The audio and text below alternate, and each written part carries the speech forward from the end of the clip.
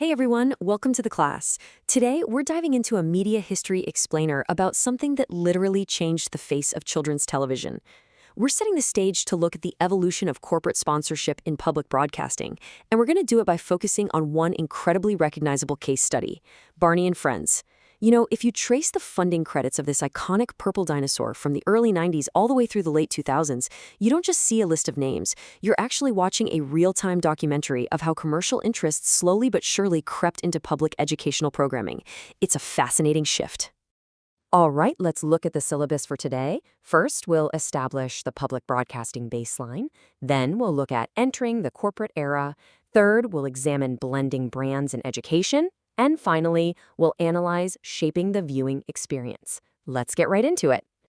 Okay, part one, the public broadcasting baseline. We're taking a trip back to the early 1990s here. Just look at this chronological roadmap. It's honestly wild to see it laid out like this. Back in 1992, we had your standard mission-driven grants from the CPB, the Corporation for Public Broadcasting. But then, jump to 1998, and we start seeing parent-focused sponsors entering the fray.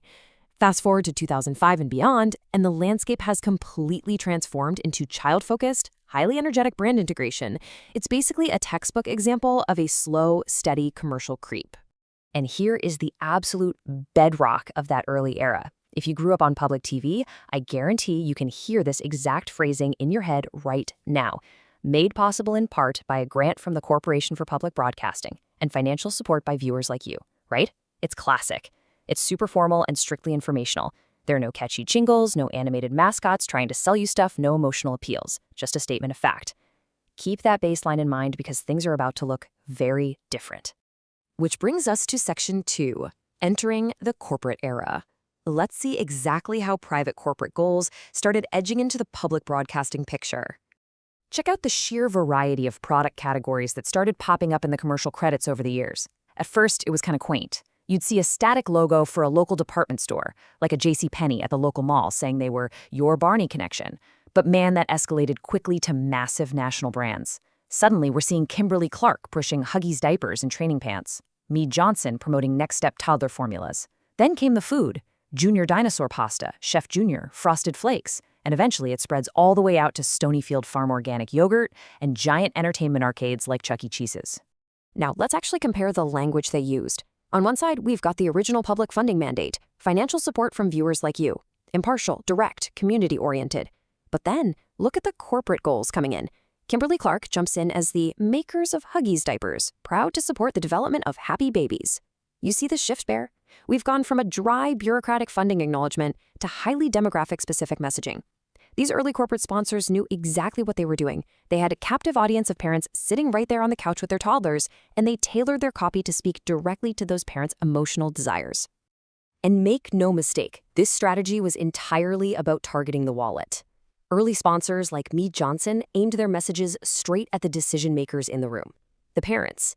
When they ran their spots for Next Step toddler formula, they weren't trying to entertain the kids at all. They explicitly focused on their commitment to good nutrition for healthy toddler development.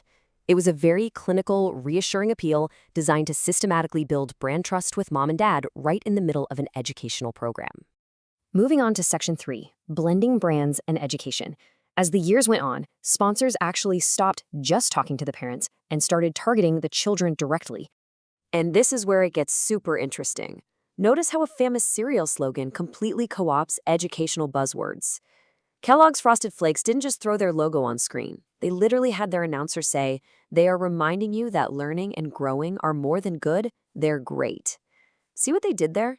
By sneaking the words learning and growing into their iconic commercial catchphrase, they effectively blurred the line between a commercial advertisement and an educational lesson. It makes the cereal brand feel like an active participant in the kid's developmental journey. And Chuck E. Cheese's pulled the exact same trick. Their specific commercial copies claimed, "It's cool to learn, share the fun, and grow." They integrated themselves into the broadcast by stating they support opening the door to all the fun and joy of learning. Which is kind of wild, right? You have a pizza and arcade brand, a place known entirely for loud entertainment and ticket games, positioning itself as an educational champion just by adopting the vocabulary of public television.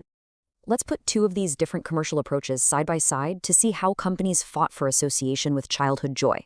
On one hand, you've got the high-energy market appeal of arcades like Chuck E. Cheese's, telling the audience it's the place where a kid can be a kid, pure, energetic entertainment. On the other hand, you have a health food sponsor, Stonyfield Farm, trying to tap into those exact same feelings. They claimed their organic yogurt reminds you of the best things like curiosity and joy. So whether it's an arcade pushing fun or a yogurt brand pushing health, both are desperately trying to link their commercial products to the emotional, educational themes of the show itself. Finally, let's wrap things up with Section 4, Shaping the Viewing Experience. How did all this changing text and visual style actually affect the tone of the show segments? Well, if we track the sponsor era against the tone, the shift is just undeniable. Back in the PBS era, the tone was totally formal, using that bureaucratic language like grant from the corporation. Then in the early corporate era, the tone shifted to reassuring parents, using phrases like good nutrition to build trust. But by the late corporate era, the tone had shifted radically to energetic, commercialized fun, utilizing phrases like no kids should act their age. And the visual styles changed right along with it. We went from tags that looked like a static library plaque to these flashy, fast-paced Saturday morning cartoon visuals. I mean, really consider the messaging in that late-era corporate broadcast. No kids should act their age, especially when they're having fun. Just looking at this impartially, what's happening here is fascinating.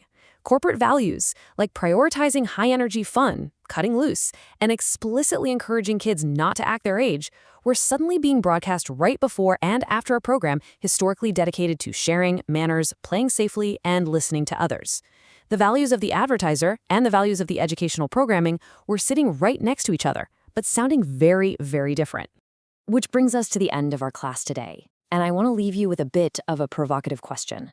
When you reflect on this whole shift, from a simple brought to you by viewers like you, to a chorus of brands promoting everything from organic yogurt to toy brands and arcade games, did these highly integrated brand tags actually distract from the core educational themes of the episodes? Does blending commercial slogans into public broadcasting ultimately compromise the learning experience for a young child? Or is it just the necessary cost of keeping a dinosaur on the air? Think about that for a bit. Thanks so much for joining this explainer, and I'll catch you next time.